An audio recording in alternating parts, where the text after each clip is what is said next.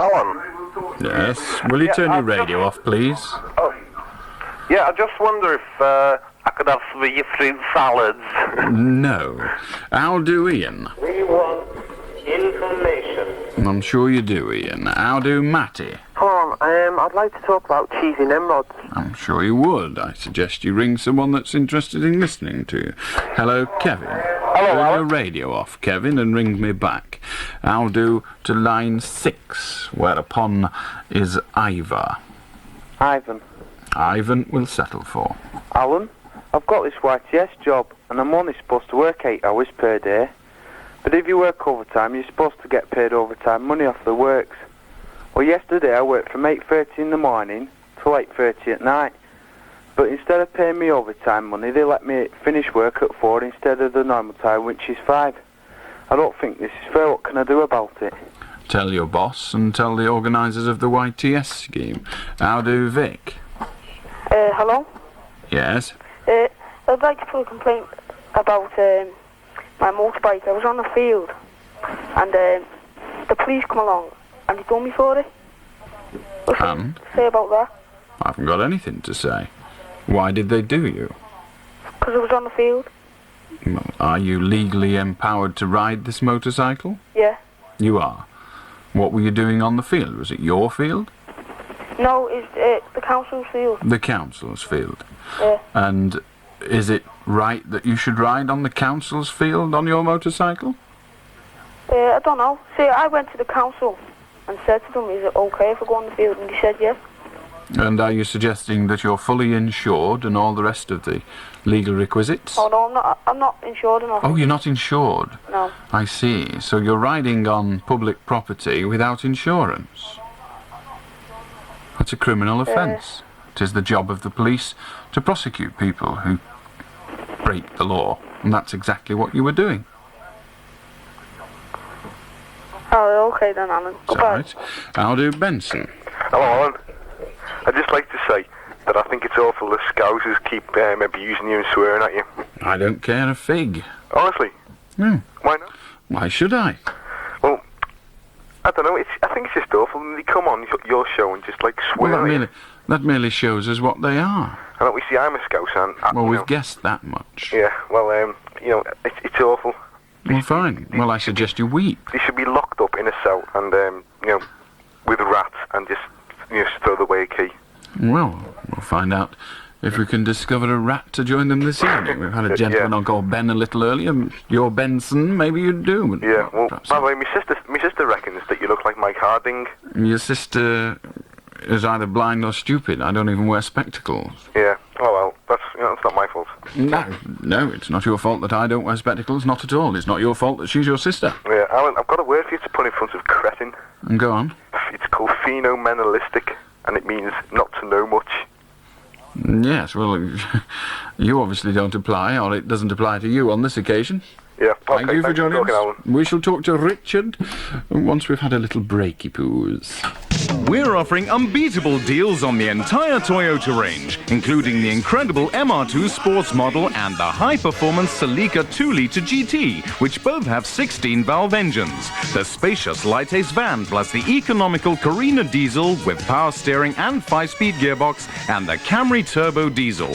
All these models are in stock now, so there's no time like the present to get the best deal on a Toyota. Only at John Wilding's Banbury Garage, Westgate, Morecambe.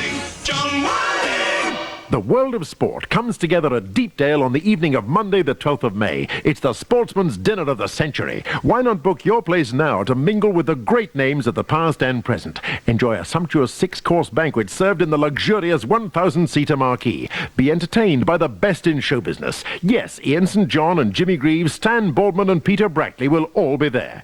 Table reservations are now being accepted, so why not organise your own party? We guarantee it'll be a night you can't afford to miss. Tickets are £20 each, and full details are available from Preston North End's commercial department. Telephone Preston 795 465. 20 quid for dinner in a tent.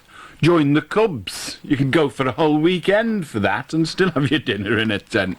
When you're whether Ian St. John and Stan Boardman and all that lot will turn up, I have my doubts.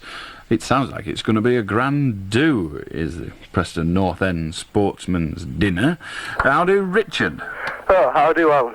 I'd like your advice on this subject. 2 friends and I last week went on a training camp organised through the army with 15 others near Lake Grasmere. Anyway, while we were there, we went on various walks and things, and they just weren't organised at all, and everything was terrible, and quite a few of us groups got lost when it was going dark. Anyway, we were blamed for this, and we thought it was absolutely terrible. The food was terrible as well. I mean, you hear about the army having their steak in the morning before they go out for their walk, but we just got Excuse me, Richard, where have you been led to believe that soldiers partake of steak for their breakfast? They do. They have good cooked breakfast in the morning before they go out for their Whether walk. they do or do not have a good cooked breakfast is not the issue at this moment, and I'm prepared to debate that with you later. Okay. But what you said was they have steak for breakfast. Yes. Where have you Steak and received sausages this? and baked beans and everything. Where have you received this piece of information that they have steak for breakfast? Oh, you hear about it all the time. Well, The adverts. I never heard about it once, and more importantly, never saw a piece of steak, certainly not around breakfast time, when I was a soldier, but maybe things have changed. Good night. How do, Rick? Hello. A few weeks ago, I wrote to you and asked you to write a good luck card for my friend in Hull. Can you remember? No. It was his driving test. Oh, yes. Well, thank goodness for eggs. Thank goodness for eggs, indeed. How do, Ted? Hello, Alan. I would just like to just say that I think this country is becoming less and less of a Christian country, insofar that there's love childs being born and people living together and things like that. Now, I'm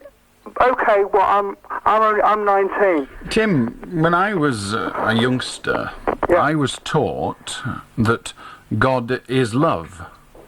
So the creation of a love child surely is ostensibly a Christian act, given that God is love. I've always believed that a love child is a child born out of wedlock, thus illegitimate.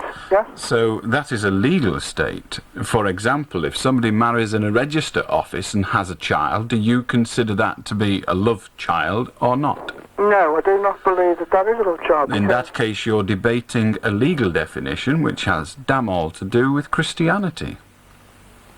Because if they've married in a register office, they are not married in the eyes of God. I rest my case. It's news time. The 11 o'clock news, this is Alan King.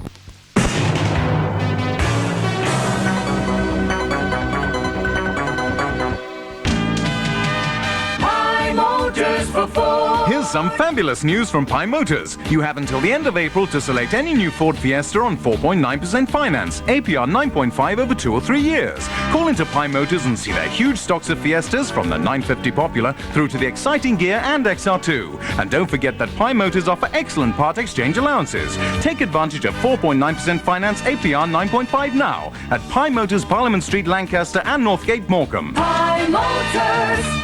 Red Rose leads the way 24 hours a day.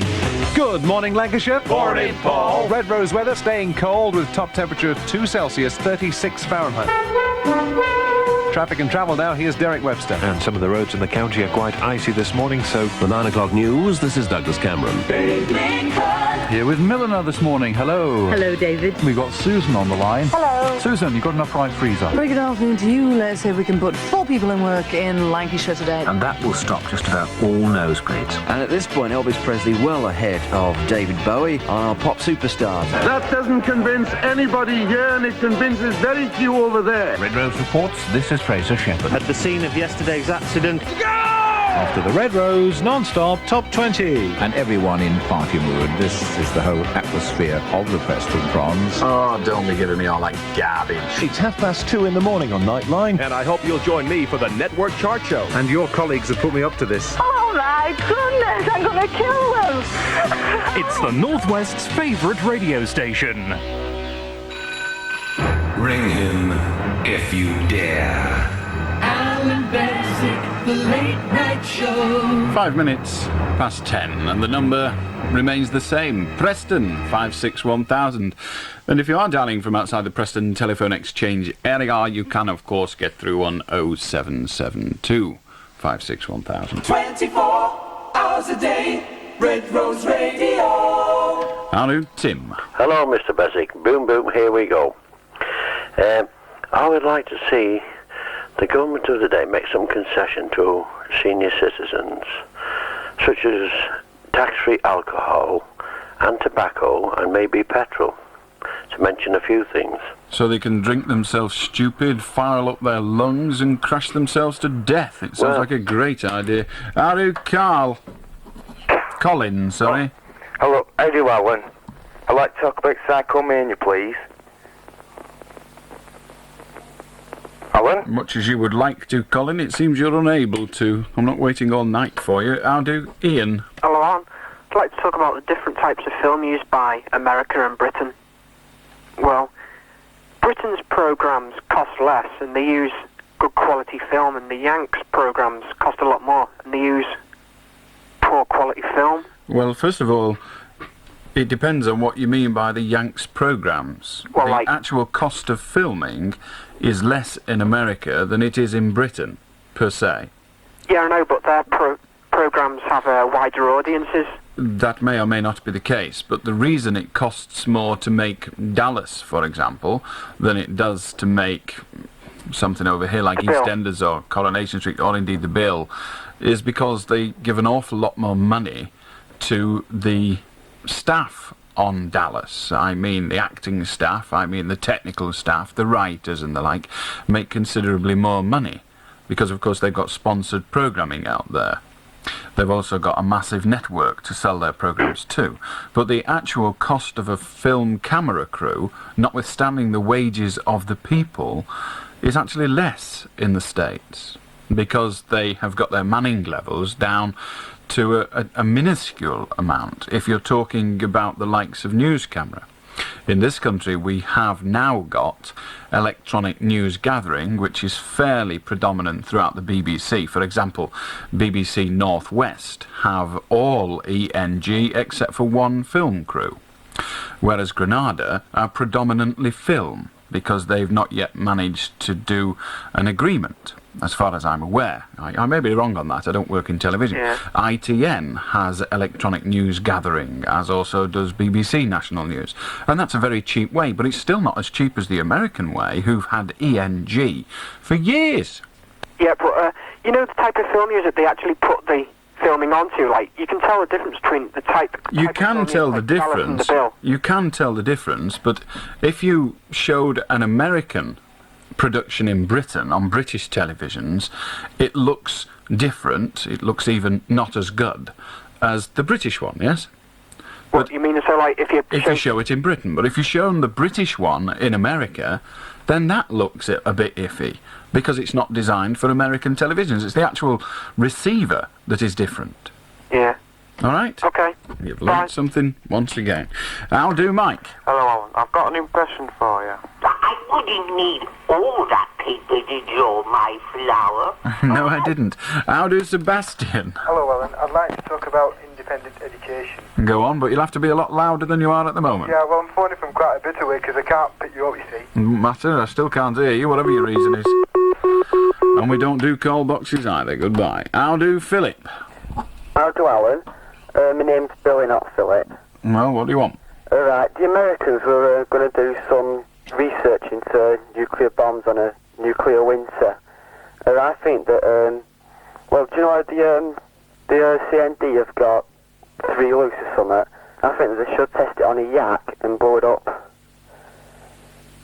Well, first of all, the CND are nothing to do with the 3 people that are on the Nevada testing site. That is an organisation called Greenpeace, although I'm sure CND are perfectly happy about it. And I don't even know what a yak is, unless you mean a dirty grey elk. How do, Scott?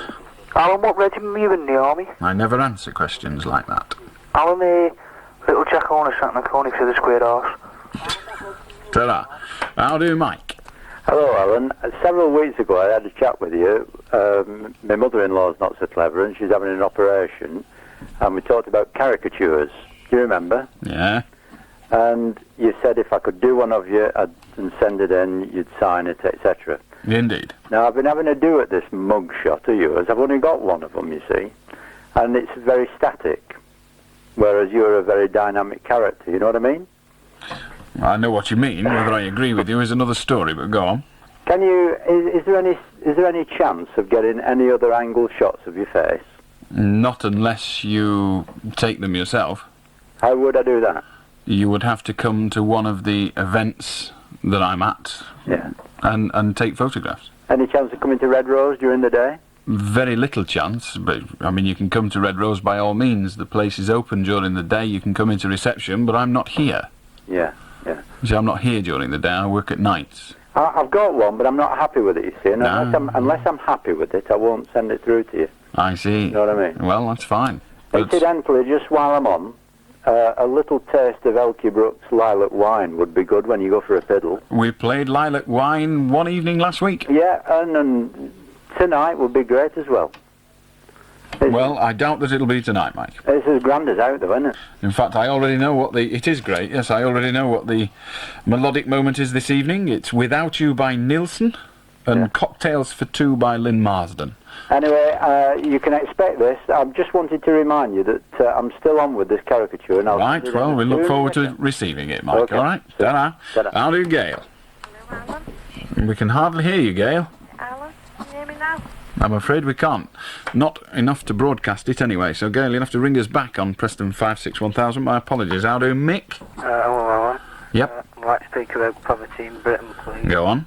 Well, I think that the degree of poverty in Britain at this moment is far too high, and I think there's quite a few things we can do about it. What, for example? Some of the taxpayers' money, well, some of our rates ought to go to like houses, to like house these people. And But that won't reduce poverty, will it? Poverty is the lack of finance. you fat dickhead. How do, Maureen? Yes, good evening, Alan. I just would like some advice off you, love, if it's possible. Go on. Well, my son was left some money through his father that died, and till he was 18. Now he's just received his cheque. Now, if he puts it into the bank, it's through a building society. It's been in since he was 11-year-old. If he puts it into a bank, it's quite a number of sum, you know. Is it possible for him to draw on that day? You mean... Draw something off the cheque? Probably not, if he hasn't already got a bank account. No, he hasn't, no. Right, well, in that case, it is unlikely that a bank would be prepared to clear the cheque there and then. Can they not ring up? Although, it is possible. Now, if they decide to do it and have him draw on it there and then, he would be required to pay a fee. Now, the fee he would have to pay would be different, would vary at different banks. But of course, even then, the bank might not be prepared to allow him to cash the cheque if it's crossed. Oh, I see what you mean. Because it wants to go through a bank account. Yeah, well, I have a bank account. Yes. Could he put it through my account? That rather depends. Well, the answer. There are a number of answers to your question. One is, well, all of them are yes. First of all, yes, he can put it through your bank account. Yeah. Whether your bank would be prepared to allow you to draw on the strength of that cheque, I very much doubt, for the self-same reason that it's not cleared yet. It takes up to 7 days to clear a cheque. Once again, if there are sufficient funds in your bank already, then they will allow you to draw off those funds, which will then be replenished by the cheque when it's cleared.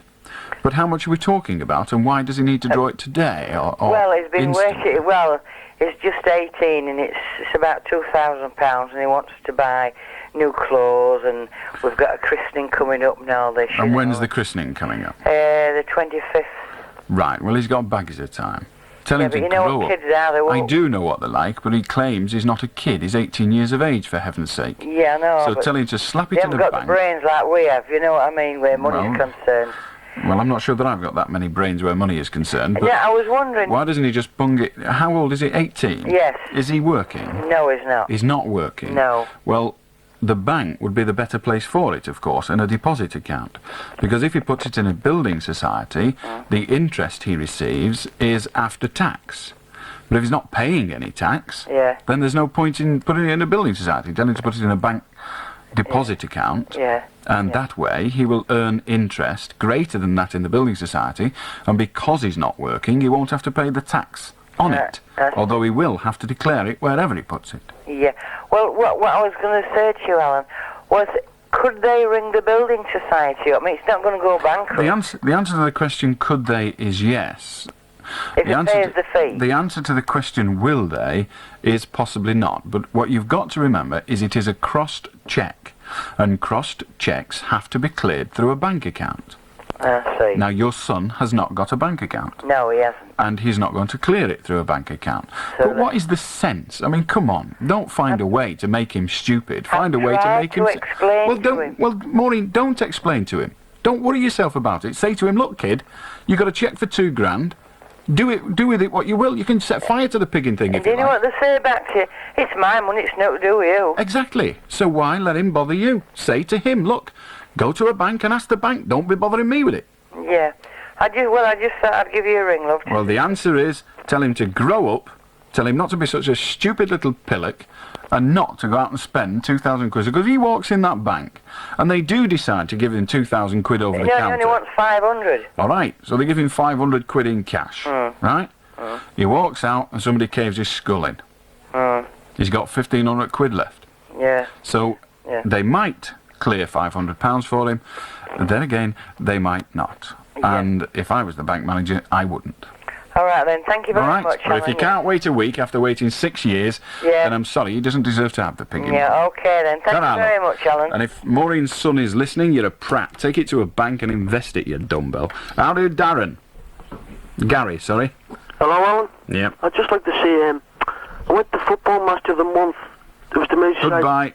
We don't talk about football on this programme. We have no time for crap little potty games played by idiots for high quantities of money. Use a Red Rose Rambler Lancashire Travel Pass this spring and you could come home with a fantastic microwave oven. Our great spring competition is so easy. Just answer 3 simple questions, tell us where you've been with your Lancashire Bus or Bus Rail Pass, and one of 3 fabulous ovens from the Preston Microwave Centre could be yours. Entry forms from bus stations or post offices and on selected Lancashire Bus Pass tickets. Play the Preston Microwave Centre competition with Lancashire Bus and Bus Rail Passes now. Whatever size and whatever style of car you're looking for, you'll find it in the Toyota range, available from John Wilding of Morecambe and Blackpool. Select from either the 1-litre Starlet, the 1.3-litre Corolla, or the 1.6-litre Carina, which all come complete with 5-speed gearboxes, tinted glass, 3-band radios, and cloth upholstery.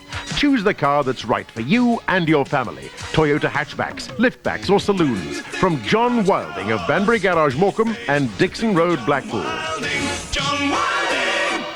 I'm here at the Hazelmere Industrial Estate, just 1.5 miles from the M6, to follow up reports about...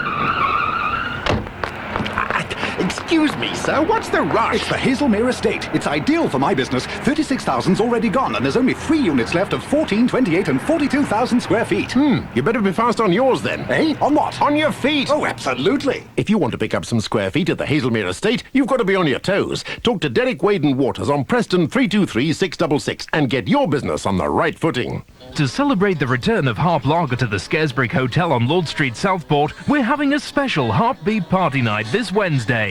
There'll be fun for everyone, together with giveaways and prizes, including tickets to see Depeche Mode in concert. You'll be able to meet Red Rose Radio's Allan Beswick too from 7:45. So make sure you're at the Scaresbrick Hotel on Lord Street, Southport this Wednesday. Quite looking forward to that. That's tomorrow, of course. I will not be partaking of any Harp Lager, and I'll be there until about, I suppose, 8:45ish. Anyway, now to Jill. Hello, Alan. Hello. I'm just phoning. I'd like to ask for your advice, please. Very good. Well, 9 weeks ago, I applied for my driving test through my driving instructor, and he said that I had to send a cheque off to Swansea. Well, I didn't have a chequebook. I haven't got a bank account, so I gave him £15 and filled in a form. And he said he'd write me a cheque out for the £15 and send it off to Swansea. Well, that was 9 weeks ago, and I've still not heard anything from him. And he said, well, my test date's not come through yet. He says he'll try and get me a cancellation.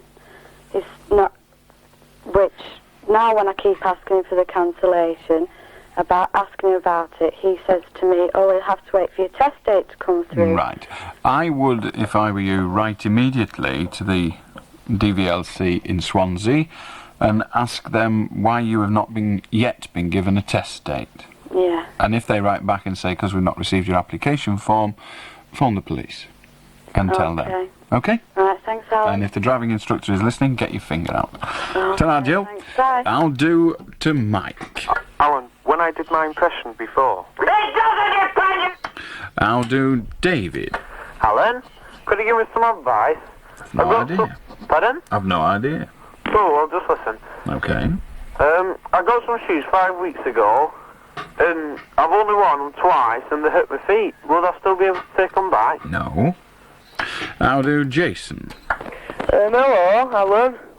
I went on my paper round the other day. Paper round? How old are you?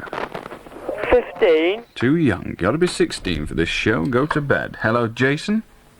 That was him. Hello, David. Hello, Alan. Yes? That guy you just had on about riding the motorbike on the field. Yes? Well, you don't need insurance for private property, do you? Probably not. Council property isn't private property. Yeah, but... what? The answer to your question is you do not require insurance for private property. No, but he was charged not with riding on private property, but on local government-owned property. Yeah, but it's not a public highway, though, is it? It doesn't matter. You didn't say that. If you'd have said, do you need insurance to ride on public property, the answer would have been yes. Whether it's the public highway or not is, in fact, possibly debatable. But if you run somebody over in the middle of a field, you have to be insured if that field has access to the public. And if it doesn't have access to the public, you shouldn't have been there anyway. Right. So he can't really win, can he? No. Ta-ra. I'll do Joe. Thank you, Joe. Hello, Nick. Mick, sorry.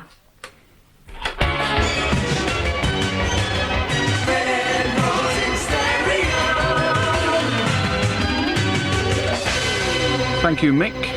From henceforth this evening, all people with Scouse accents are banned. So if you're listening in Liverpool, I suggest you turn off and listen to the bilge that Radio 2 and Radio City are puking out at this moment, because we don't want you on this programme. All white taxis are at your service 24 hours a day. Just call Southport 37777 for a fast, reliable response. Popping into town today? Why worry about the problems of parking? All white taxis can solve your problem at a very reasonable cost. Or if you're having a night out, make sure you enjoy it to the full. Just book all white taxis. Book now on Southport 37777. It's the great Red Rose Radio Cabaret Night Out. On Thursday the 17th of April at 7 p.m, our coaches will be leaving Lancaster, Blackpool, Blackburn and Preston, bound for the Wirral's most sophisticated nightclub, the Ritz Cabaret Club. On arriving at the Ritz, you'll be served with a superb basket meal, and then you'll be able to enjoy the voice of international singing star Tony Christie, plus supporting artist comedian Eddie Flanagan.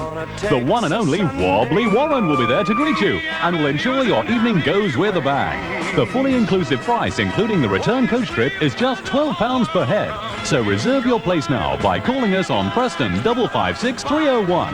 Don't forget the date, April the 17th, for the great Red Rose Radio Cabaret Night Out. Hello, Stephen.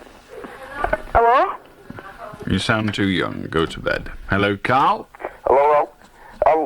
Wrong accent. How do Robert? Oh, hello, Alan. I think you may have given some wrong information out a few minutes ago. Not bothered. To a lady who rang up about just money, still having money in a bank. You said that if she had money in a bank in a deposit account, the interest would be paid gross of tax. There's been a change in the law last year that now banks pay on the same basis as building societies. I know the law changed, but has it yet been implemented? It has been implemented. Oh, well, I stand corrected then. Thank you for that. Yeah. Okay? Bye. Cheers, ta-ra. How do Marty? I've wasted my can't be a fuck. You're right, and you're not even quick enough to get through. Hello, Paul. Alright, hello. I believe we came from evolution, is that right? We came from evolution. I have no knowledge whatsoever where you came from, Paul. Oh. Right, so... It seems we're lost. Paul hasn't the ability to hold a conversation. Perhaps he's not evolved far enough yet. Hello, Alan? Hello? Hello? Wrong accent. Goodbye. How do Paul? Hello, Alan. I'd like to talk about the trouble I had in Southport last weekend.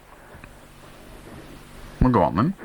Well, I think, it's terrible that they should allow such a cheap rail fare coming from Liverpool to Southport. Excuse me, can we come to terms with the fact that the rail fare didn't attack anybody?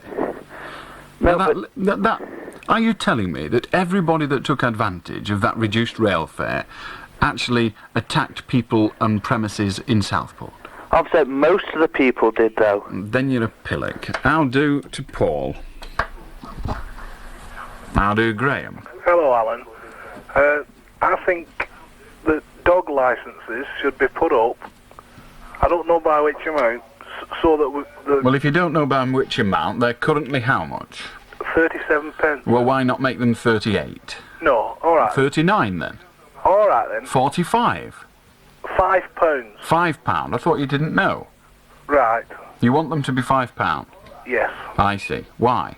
So that the people that we pay them to can pay somebody to clean up the messes that dogs leave on the pavements. Well, £5 for a dog licence isn't actually going to create that much revenue. It's going to create more than 37 pence. Indeed, it is going to create more than 37 pence, but not sufficient to pay for staff to go around cleaning up dog crap. What's your estimation of how many dogs there are in this country with licence? I have no estimation. Well, I think £5 is a reasonable figure. The government have already stated that a dog licence of £5 would not provide sufficient revenue to put a dog warden in every town. Now, if you want to argue with that figure, I suggest you get in touch with the government statisticians. The government have come out with this figure. Yes. Well, have they come out with a figure? What would be? No, they didn't. It wasn't actually a government statement, it was a reply given by a minister. And perhaps you need to do some more research. I'll do to somebody who I think is called Warwick. Warwick? Warwick. Yeah. Hello. Alright, Alan. What time are you going to the brick tomorrow? What time am I going to the what? The Skays brick. The Scares brick? Yeah. I'll be there about 7:45. And you'll be going about 8:45. More than likely. Right. What do you drink, by the way? I don't drink anything that you'll buy. What, so you don't want me to buy you a drink? No, I only drink water. Oh, I'll buy you a glass of water then. Well, they give it away. Yes. Thank you very much. Okay. I'll do David. David doesn't wish to speak to us. We're not over concerned about that. We don't have much paranoia on this programme. Hello, Lisa. What do you think about... That is a question, Lisa. I'll do Brian. Oh, that chicken in the sticker deck chair up your nose, Brian. How extraordinary. Hello, Mick. Is it Mick? Rick? Oh. Vic? Mick. Nice. Oh. Radio Gnome is the way in which the potted pixies of the planet Gong communicate. Oh, we're glad to hear that. If ever one of them gets in touch with me, I'll know exactly how to communicate. I'll do to line 4, Gary. Hello, Alan. Yes? I'd like to talk about capital punishment, if I may. Go on. Well, I don't think that hanging is a suitable punishment for serious crime. Neither do I think that life imprisonment is.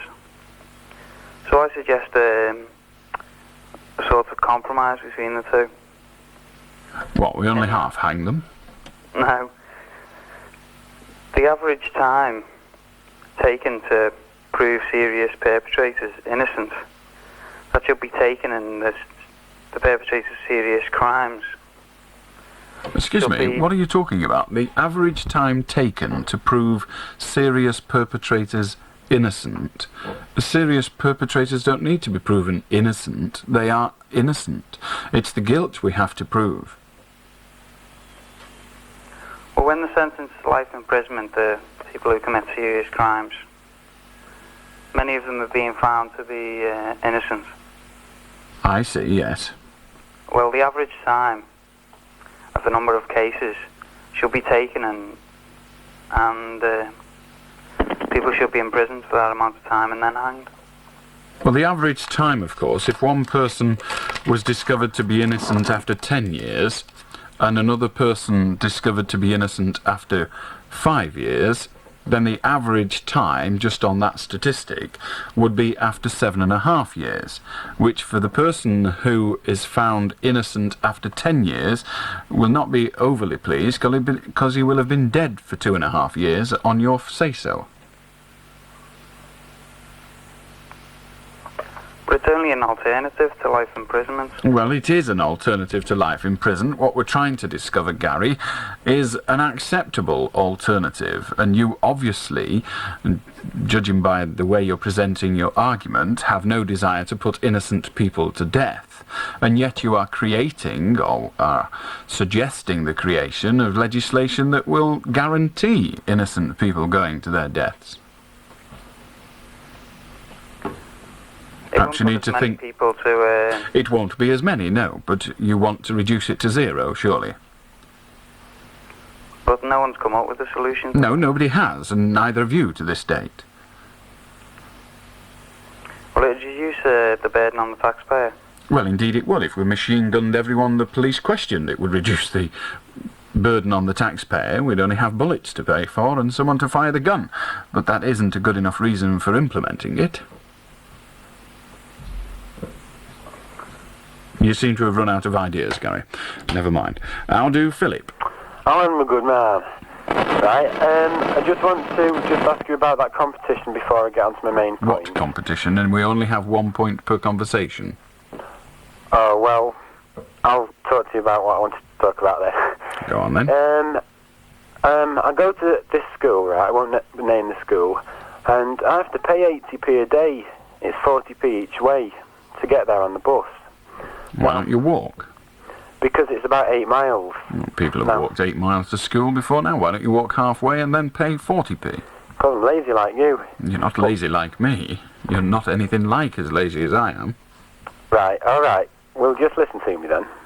Now, there's another school that I should have gone to, but I decided not to go there because the education wasn't very good. So the school I'm going to now, I have to pay 80p a day on the school Well, it would bus. seem, Philip, on the basis of what you've just said to me, that you've brought it upon yourself. I have no sympathy. Howdy, David? Hello. I'd like to talk about the issue that's just about to go before Parliament, that of Sunday trading, and about the relaxation of the current laws that we have at the moment. One of the great views that most people have is that simply because the majority... Excuse me, David. I realise you're talking to one of the most arrogant men in Britain, but don't be so arrogant. I don't want to hear what most people think. If you've got something to say, say it. Right, well, it is important for what I'm going to say, if you won't interrupt.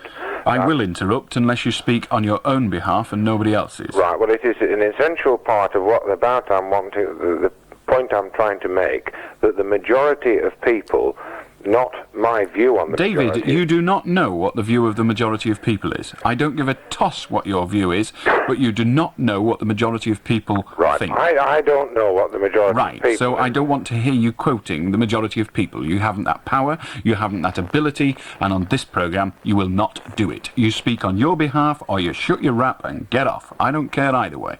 Right, okay. The point is that in the newspapers and in the media, and we're talking on the media now, that it is said that the consensus of opinion is... David? Yes? This is your last warning. You speak on your behalf. If you want to tell me something, you tell it me. But I don't want you quoting the consensus view, whether you've read it in a newspaper or not. Right, okay. But it's very difficult then to talk about anything political, because in political terms, people vote, and most people... They have not yet voted on that issue.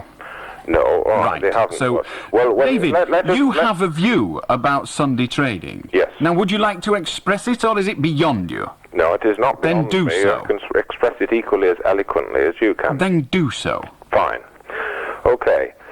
The point I wish to make on this issue is the fact that irrespective of what other people might I think. thought you Not could do it as eloquently as I. Yes, I can. Allow me to tell you that I am in favour of Sunday trading for a list of reasons that you are not fit enough to hear. Goodbye.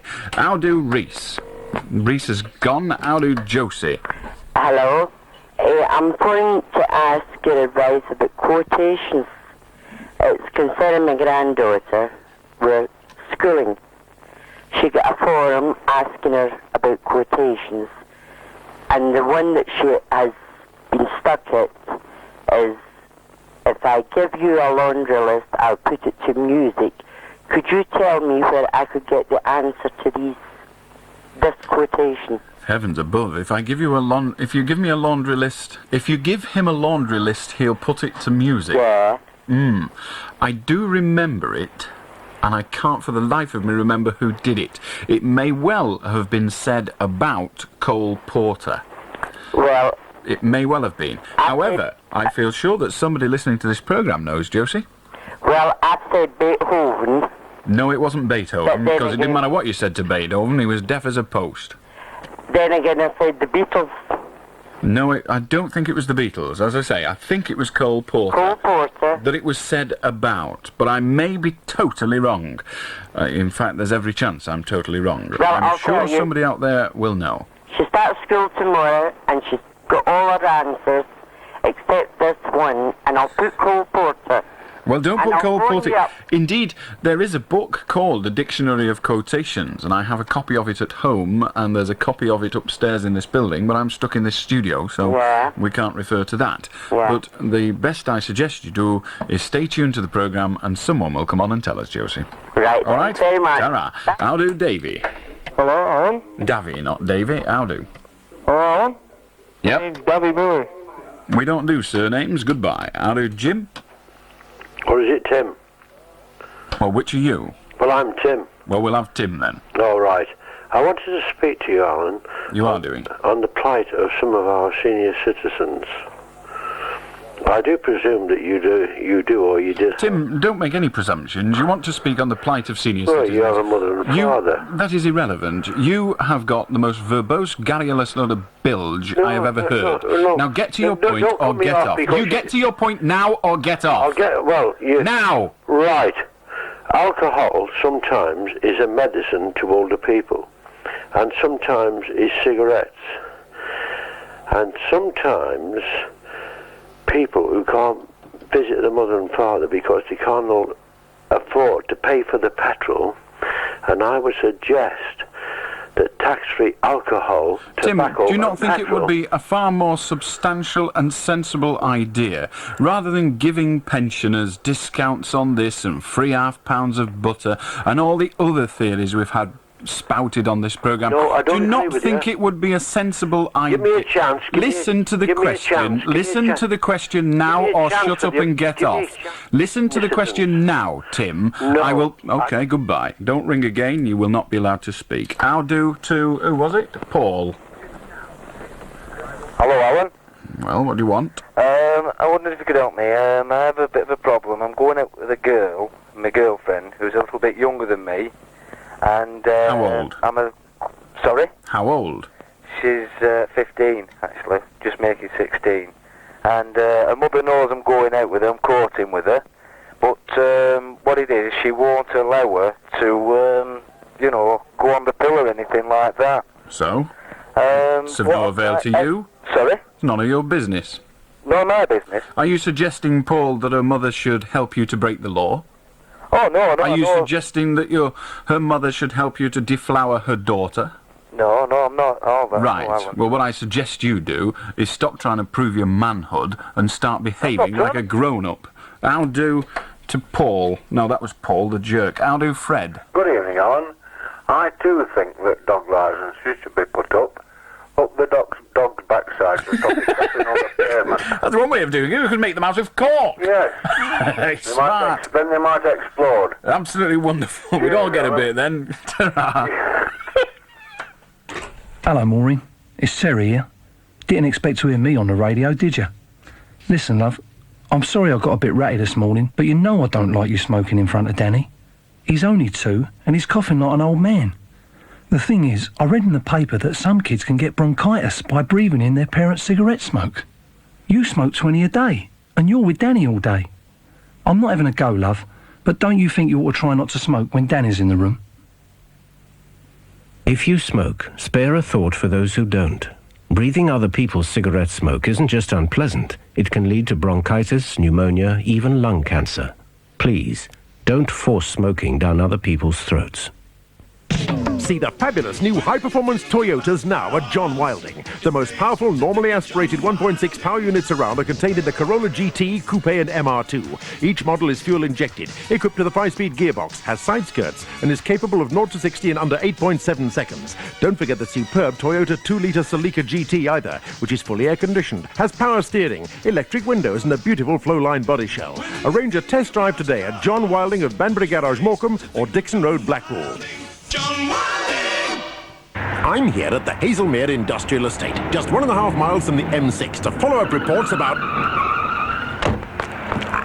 Excuse me, sir, what's the rush? It's the Hazelmere Estate. It's ideal for my business. 36,000's already gone, and there's only 3 units left of 14, 28 and 42,000 square feet. You better be fast on yours then. Eh? On what? On your feet. Oh, absolutely. If you want to pick up some square feet at the Hazelmere Estate, you've got to be on your toes. Talk to Derek Wade and Waters on Preston 323-666 and get your business on the right footing. To celebrate the return of Harp Lager to the Scaresbrick Hotel on Lord Street, Southport, we're having a special Heartbeat Party Night this Wednesday. There'll be fun for everyone, together with giveaways and prizes, including tickets to see Depeche Mode in concert. You'll be able to meet Red Rose Radio's Allan Beswick too from 7:45. So make sure you're at the Scaresbrick Hotel on Lord Street, Southport this Wednesday. And do remember, I should be there at 7:45 for an hour or so, because I've got to come here afterwards and do the programme. So don't be rolling up at 10 and saying, all right, where is he then? Hey, we said we could meet Beswick, he's gone home again. All right. Right. Hello, Danny.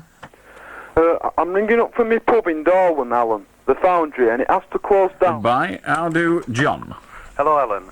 A young lady rang you about 15 minutes ago about a driving test. Yep. Yeah. Right, you gave her the wrong address to write to, actually. It's not DVLC Swansea. It's a local area office.